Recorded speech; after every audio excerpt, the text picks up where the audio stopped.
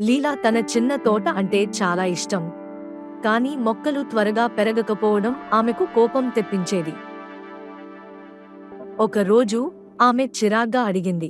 నాన్న, ఎందుకు మొక్కలు పెరగడం లేదు? నేను ప్రతిరోజు నీళ్లు పోస్తున్నాను.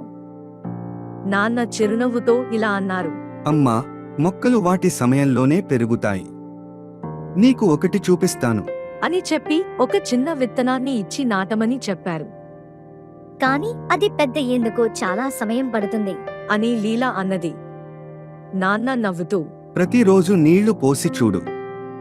నీకు నచ్చుతుందని నేను చెప్పగలను. తర్వాతి రోజులు లీలా విత్తనానికి నీళ్లు పోసి చూడసాగింది. ఒక ఉదయం ఆమె బయటకు వెళ్లి చూసింది. ఒక చిన్న మొలక పెరిగింది. ఇది మీరు చెప్పినట్లే పెరుగుతుంది నాన్న. నాన్న నవ్వుతూ, చూశావా లీలా?